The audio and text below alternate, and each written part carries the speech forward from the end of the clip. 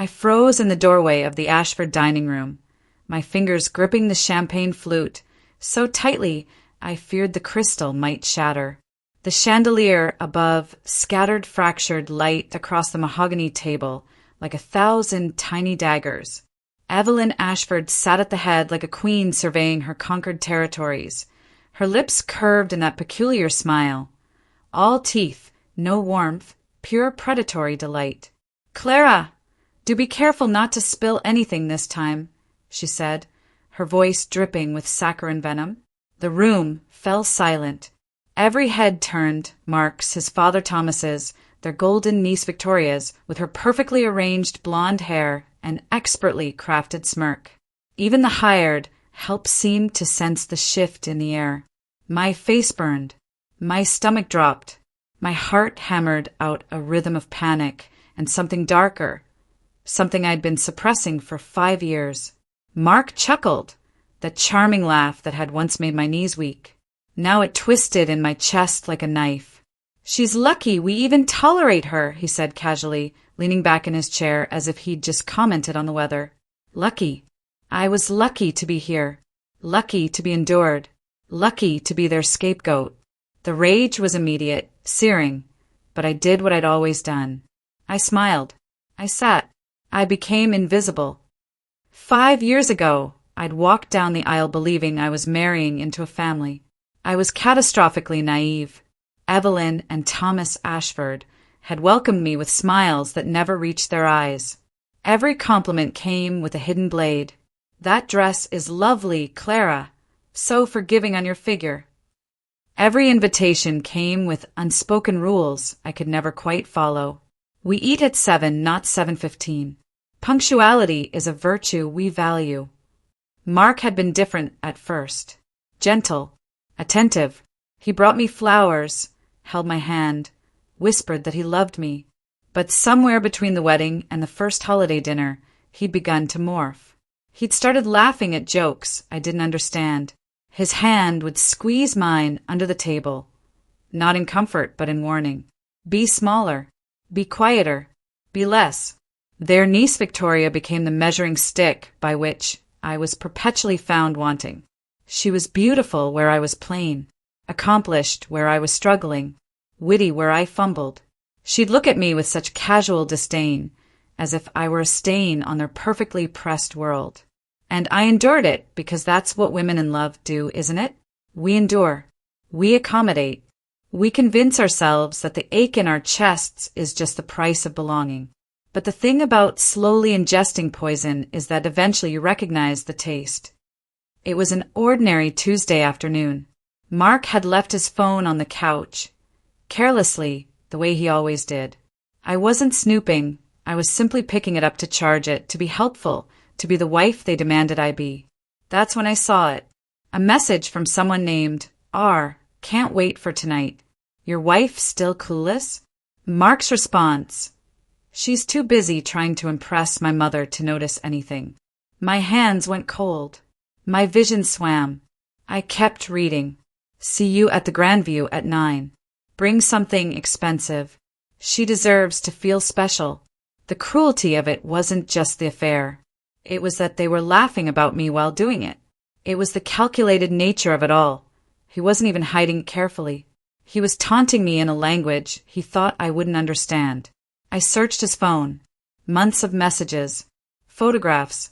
Rendezvous scheduled with the precision of a board meeting. But what truly broke me was discovering that R was someone Evelyn had introduced to him at a charity function 6 months ago. A proxy. They'd groomed a proxy to undermine me. That night, I lay in bed next to my sleeping husband and felt something crystallize inside me. Not despair. Not heartbreak, though that was there too. Something far more dangerous. Clarity. I realized in that moment that I had been made the villain in a story I didn't write. They had cast me as the scapegoat, the lesser than, the one who didn't belong, and I had accepted that role. No more. For 6 months, I did something revolutionary. I became invisible on my own terms. I stopped trying to win them over. I stopped perfecting my table settings or timing my arrivals to the second. I stopped performing. Instead, I observed. I documented. I planned. At work, I threw myself into projects that Evelyn had whispered would probably be too complex for Clara.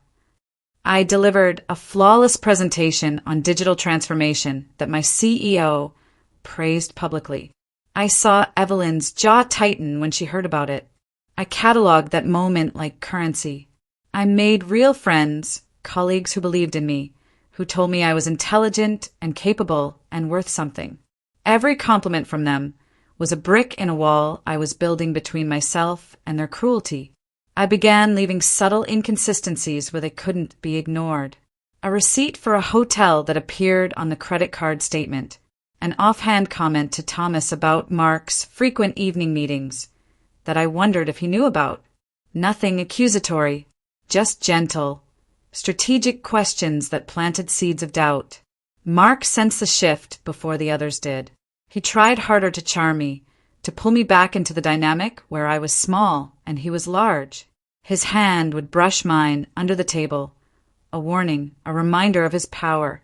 But I'd smile politely and turn my attention to the conversation around us. Evelyn grew increasingly frantic. She'd call at odd hours, asking about Mark's schedule. She'd critique my appearance before dinner parties as if preparing armor. She was losing control, and she couldn't figure out why. The best part? They still thought I didn't know. They still believed I was the same woman who apologized for things that weren't her fault. 7 months into my plan, Evelyn attempted to humiliate me at a family brunch. The morning light streamed through the breakfast room windows, and she sat across from me in her immaculate white linen, looking every inch the matriarch. "Clara, I received a comment from someone at the club about your outfit last week," she said, her voice dripping with false concern. "They said it was rather unconventional. Perhaps we should discuss what's appropriate for someone in your position." My position, as if I had a rank in their hierarchy. "I thought I looked nice," I said, calmly buttering my toast. Mark's foot pressed against mine under the table. A warning. "Of course you did, dear," Evelyn continued, her smile sharp as glass. "That's precisely the problem." I set down my knife and looked at her directly. "You know what I've realized, Evelyn? The problem was never my clothes or my table settings or my cooking. The problem was that I needed you to validate me. I was waiting for your permission to exist." The table went silent. "I don't need it anymore," I finished, taking a sip of my coffee while Victoria's eyes went wide. Mark's jaw clenched. Thomas actually looked up from his newspaper. Evelyn's perfect composure flickered, just for a moment, before she rebuilt it. "How dare you speak to me that way?" she said quietly. "I'm not disrespecting you," I replied, my voice steady as stone. "I'm simply telling you the truth. I'm done waiting for your approval."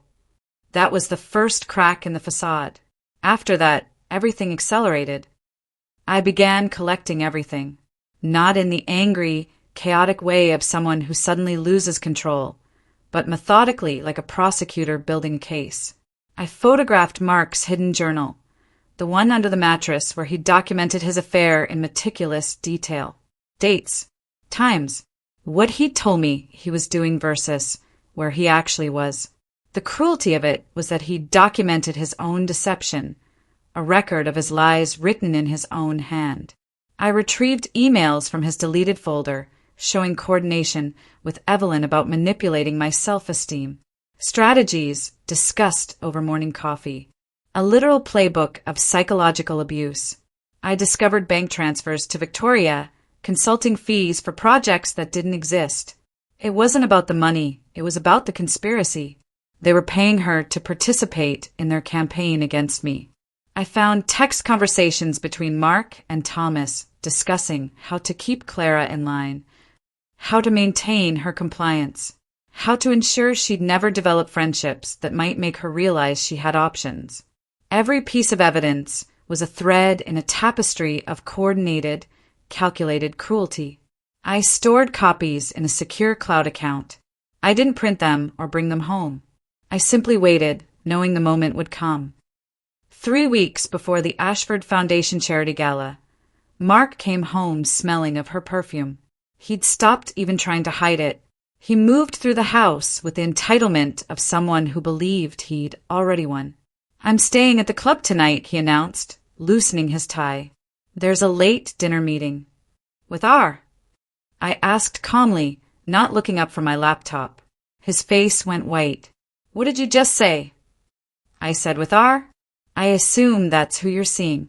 Evelyn introduced you to, didn't she? It was strategic.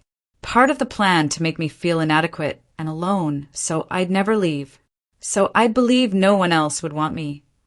Mark stared at me like he was seeing me for the first time. "You don't understand what you're talking about." "Actually, I understand perfectly," I said. "I understand that you've been documenting your affair in a journal hidden under our mattress. I understand that your mother has been actively working to isolate me. I understand that Victoria has been compensated for her role in your family's psychological warfare. And I understand that you all believed I'd never figured out because you'd made me believe I was too stupid to notice." He started to speak, to defend, to explain. I held up my hand. "The gala is in 3 weeks," I said quietly. "We're going to attend. You're going to be the perfect family. And then you're going to watch everything you've built crumble in real time." The ballroom was a cathedral of crystal and marble. Candles flickered against winter darkness beyond the tall windows. The Ashford Foundation's logo was everywhere, a carefully cultivated image of philanthropy and integrity. I'd laughed when I first learned what their foundation actually did: tax write-offs and money laundering wrapped in charitable language. I'd arrived fashionably late in a silver gown that made me look like moonlight, something I'd bought with money I'd secretly saved over months. Confidence, I'd learned, was the best jewelry. Evelyn was holding court with the city's elite, her smile perfectly calibrated, her hair impeccable, her lies seamless. She'd just finished telling a group of women about the youth mentorship program the foundation had supposedly launched when she saw me approach. "Clara, you made it," she said, air-kissing my cheek. "That gown is quite bold. How adventurous of you." "Thank you," I said pleasantly. "I figured tonight was the night for truth-telling. Wouldn't you say?" Her smile faltered for just a fraction of a second. The dinner service began. We were seated at the head table, naturally, family privilege. Mark sat to my left, Thomas to my right. Victoria was 2 seats over, looking radiant in pale pink, secure in her position as the golden child. Evelyn stood to make the traditional opening remarks, champagne flute in hand. She spoke about family values, about integrity, about how the foundation had always stood on principles. As she spoke, I reached into my clutch and activated the presentation I'd uploaded to the gala's audiovisual system. On the large screen behind her, an email appeared, one of many I'd collected. It was from Evelyn to Mark, dated 4 months ago. "Keep her isolated. That charity lunch with her college friends? Cancel it. Tell her the timing is wrong. Make her doubt her judgment. The more uncertain she is of herself, the easier she is to control. Let her spend another evening wondering why no one calls. She'll come crawling to us for validation, just like always." The room went silent. Evelyn spun around, her face draining of color. "What is this?" she hissed. "The truth," I said calmly, standing. "I apologize for interrupting your remarks, but I thought our guests should know the real foundation you've built." I nodded to the technician. The screen shifted to a new image. A bank transfer. Another. All showing payments to Victoria for her participation in what could only be described as coordinated emotional abuse. "These are consulting fees," I announced, my voice steady and clear, carrying through the sudden silence of the ballroom. "For services rendered. Specifically, the services of publicly humiliating me, strategically befriending and then betraying me, and participating in a coordinated campaign to isolate me from external support systems." Victoria's face went bright red. She stood abruptly, her chair scraping loudly. "This is ridiculous." She's insane. Am I? I asked. Would the Ashford Foundation like to explain these communications to your donors? I have them all documented. Would you like me to continue? Another image appeared on the screen. Mark's journal entries, photographed and enlarged. His meticulous documentation of his affair, his coordination with his family to hide it, his deliberate strategy to gaslight me whenever I seemed to be getting close to the truth. Mark has been having an affair with Rebecca Hastings for the past 11 months, I said, my voice never wavering. What's particularly interesting is that Rebecca was introduced to him specifically for this purpose, by his mother, as part of a strategy to further destabilize me emotionally. This is documented in their text communications, which I have here. I gestured, and another series of messages appeared. The room erupted. Not in shock, they'd already seen that, but in the reckoning. In the moment when the narrative they'd so carefully constructed shattered, like the champagne glasses that hit the marble floor as guests began to stand. Evelyn tried to recover. These could be fabricated. Anyone could. I also have documentation of the Ashford Foundation's actual accounting practices. I interrupted quietly. The charity work that's never actually been completed. The grants that were approved but never received because they were never actually applied for. The tax deductions you've claimed for projects that exist only on paper. Thomas's face went gray.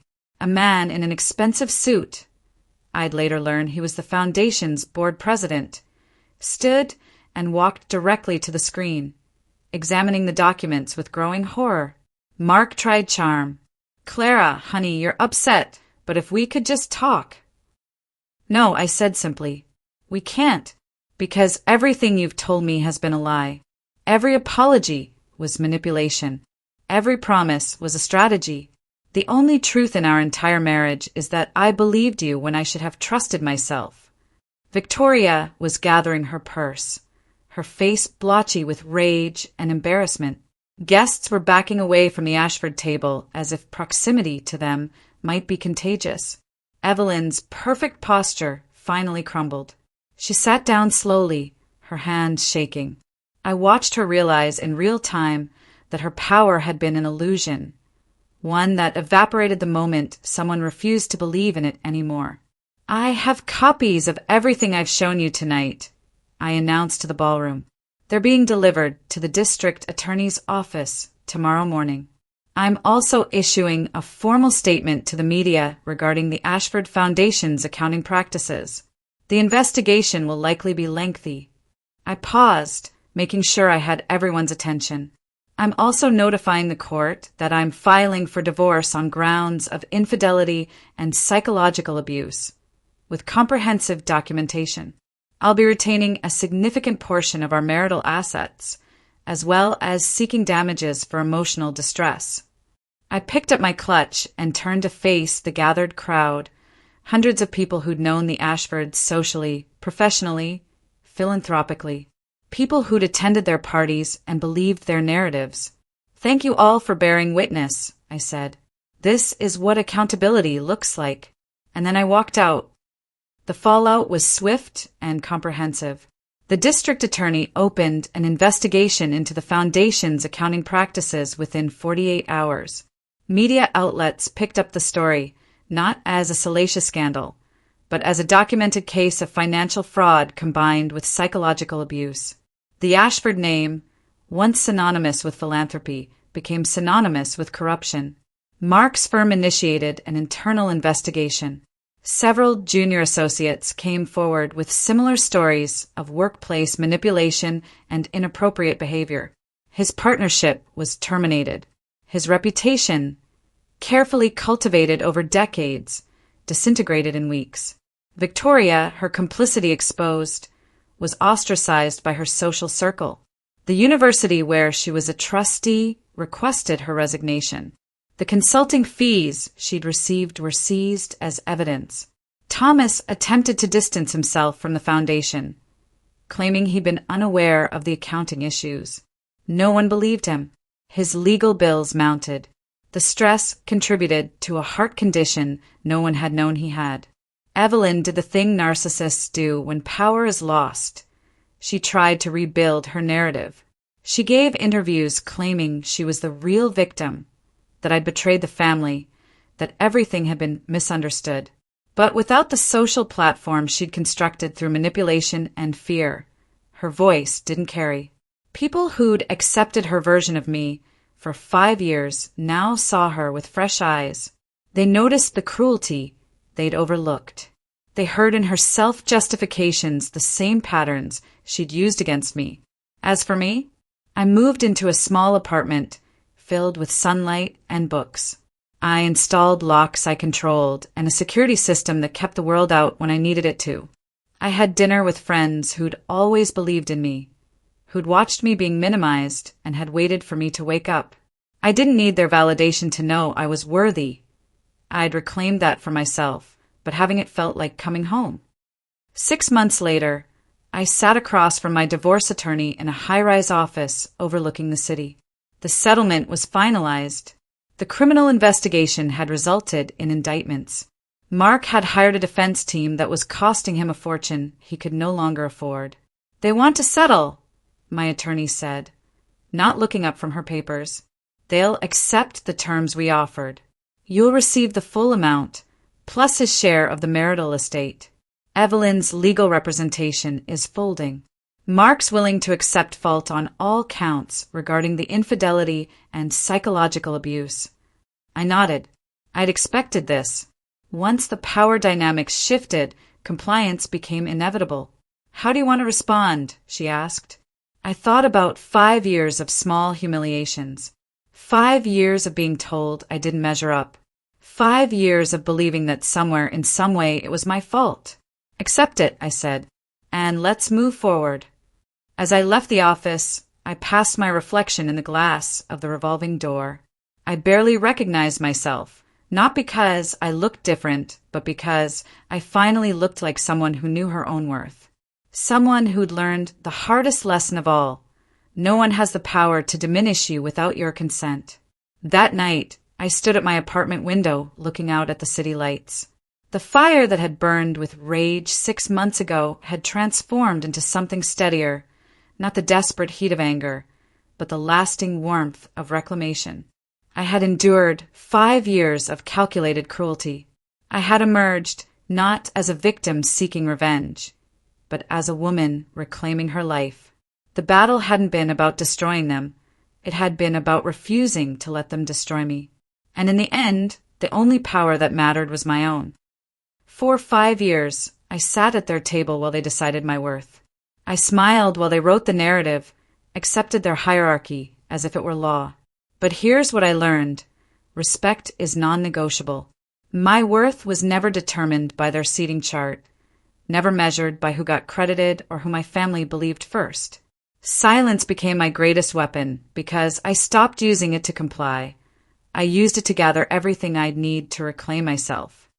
If you've been gaslit into invisibility, if someone's convinced you that your survival is selfish and your voice is too loud, listen to me now. Your silence doesn't make you weak. Your boundaries don't make you difficult. Your survival makes you extraordinary. I'm not telling you to seek revenge. I'm telling you to remember who you were before someone told you to be smaller. The revolution happens quietly, methodically, strategically. It happens when you decide to write your own ending. Your worth was never in question. It was only ever waiting to be remembered. If this story resonated with you, share it with someone who's been told they don't belong. Subscribe for more stories about setting boundaries, finding your voice, and turning humiliation into triumph. Because the most powerful thing you'll ever do is refuse to disappear.